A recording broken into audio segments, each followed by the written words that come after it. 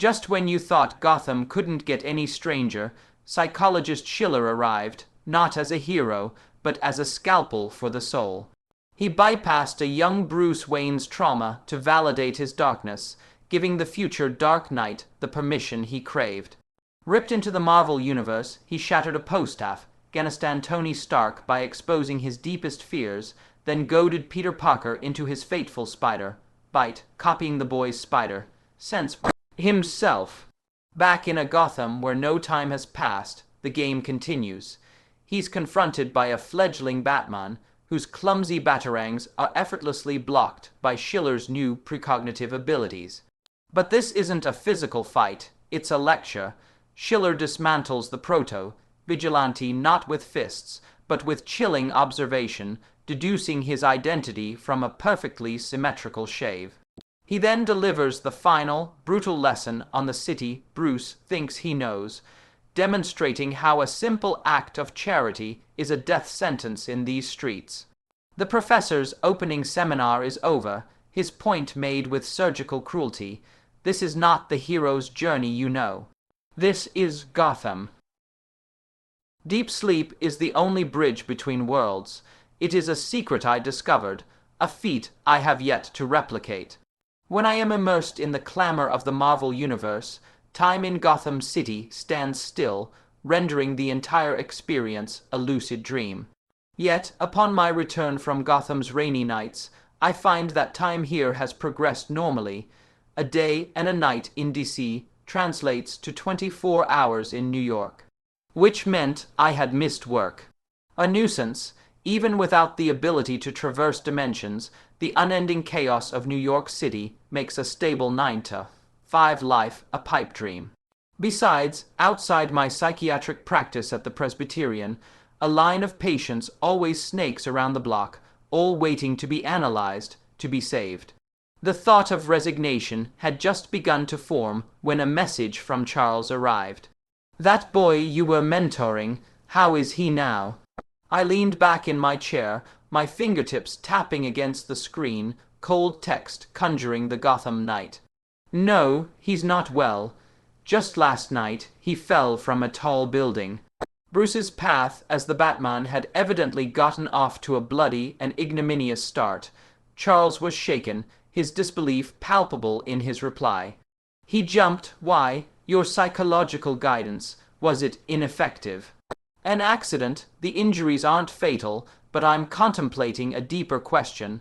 I pivoted, expanding the chessboard. "I've recently encountered 2 remarkably similar cases. Both are shackled by an obsession with their past. The only difference is that one has chosen vengeance, while the other is still running from it.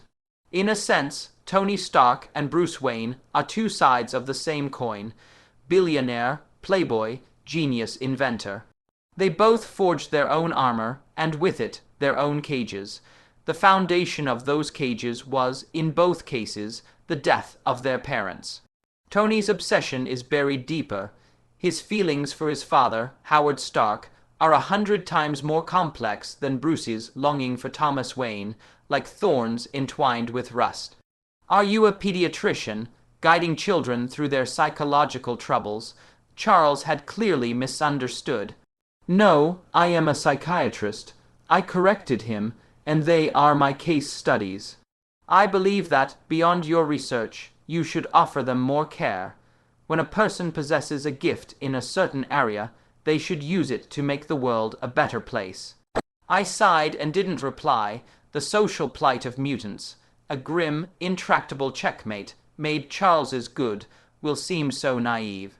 From a sociological standpoint, it was a war with no conceivable winner. Heavy thoughts always breed a foul mood, so I decided to find some amusement by tormenting Tony Stark. I dialed Pepper Potts's number, my voice steady and professional. "Miss Potts, I believe our therapy session yesterday has yielded some initial results." Her voice on the other end of the line came alive, crackling with a barely suppressed excitement. "Dr. Schiller, I don't know how to thank you. Tony, today he finally left the bedroom and went to the lab. Thank God. I used to think him spending time in the lab was a bad thing, but now I'm just so happy. This titan of industry only ever revealed such vulnerability when speaking of Tony. I offered a few placating words, then stated the reason for my call. To consolidate the therapeutic progress, I think a follow-up session is necessary today. Minutes later, a Stark Industries private car glided to a silent stop before my apartment building.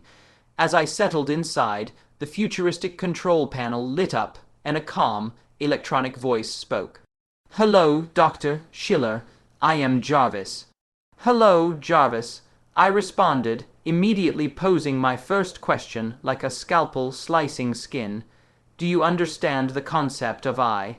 "If you are referring to the psychological concept of the self, sir, I have a rudimentary understanding." He wasn't a true artificial intelligence yet. Tony clearly hadn't had time to implement the crucial upgrades.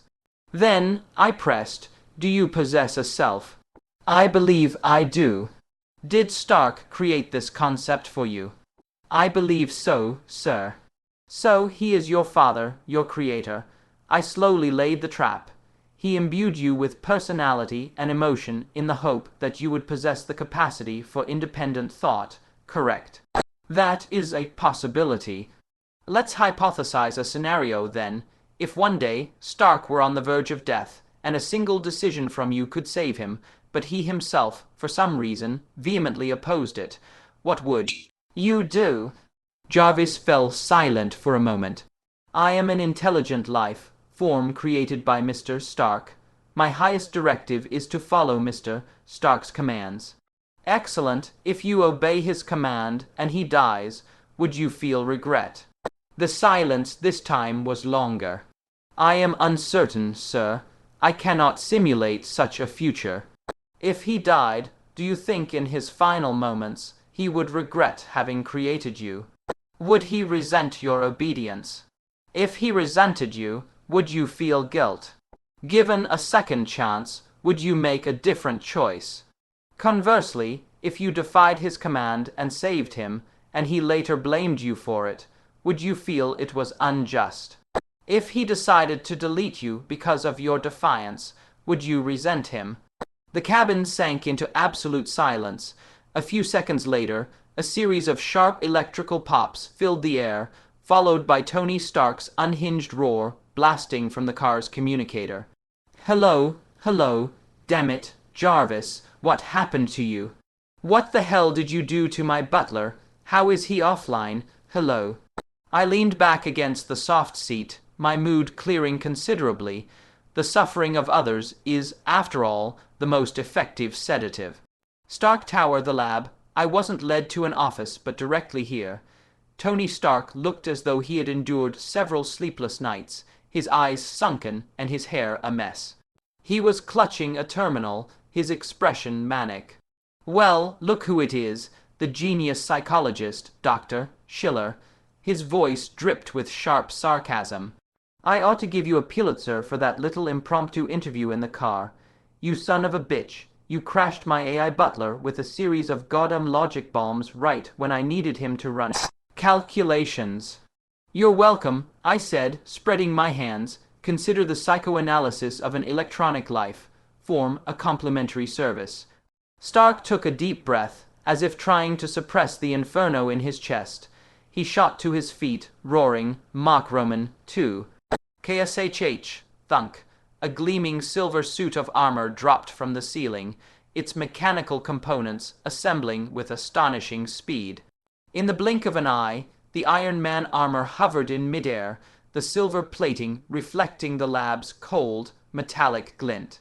His progress these past few days was, admittedly, impressive. "Mr. Stark, we're here for a therapy session, not a prize fight." I found a table and sat, retrieving my casebook. "There's no need for you to be dressed so defensively." "Hey, don't you see what this is?" The voice from within the helmet held a note of showmanship. "I do. My eyesight is perfectly normal." An armored suit a generation ahead of its time is standing right in front of you. Can't you muster a normal reaction? Do you have any idea what this thing means? I kept my eyes on my notebook.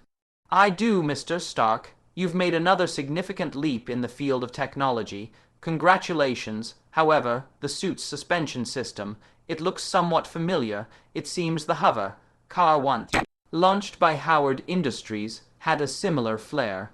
Shut up! The mask of Tony's armor retracted with a hiss, revealing his furious face. Don't you mention that name. He landed heavily back on the floor. The tip of my pen never stopped moving. May we begin? I asked calmly. You know I don't need any of your bullshit therapy. Tony sat across from me, attempting to seize control. And since you broke Jarvis, the damages will be deducted from your fee. It comes out to a neat $2 million. So, for the next 2 hours, we're going to talk about something else.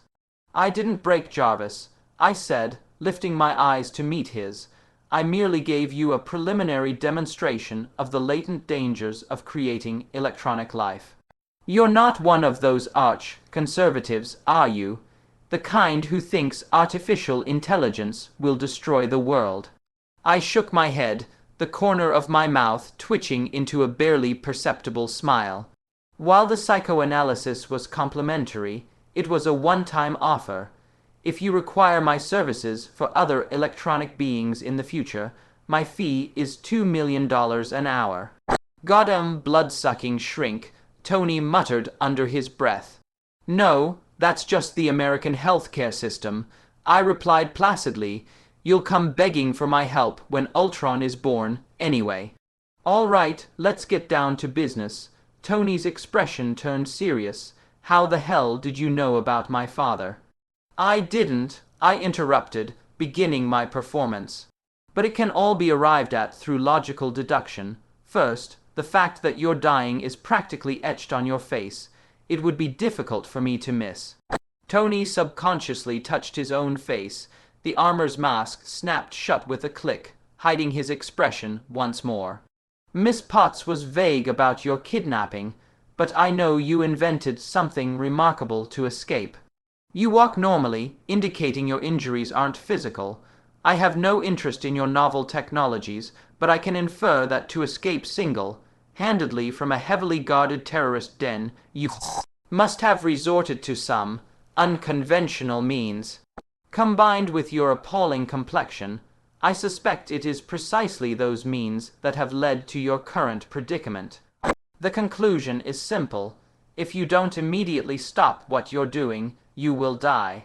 You've known for some time whom you could ask for help, but you have been avoiding it, referencing that with old news reports about the death of the founder of Stark Industries, I can be reasonably certain that you suffer from unresolved childhood trauma.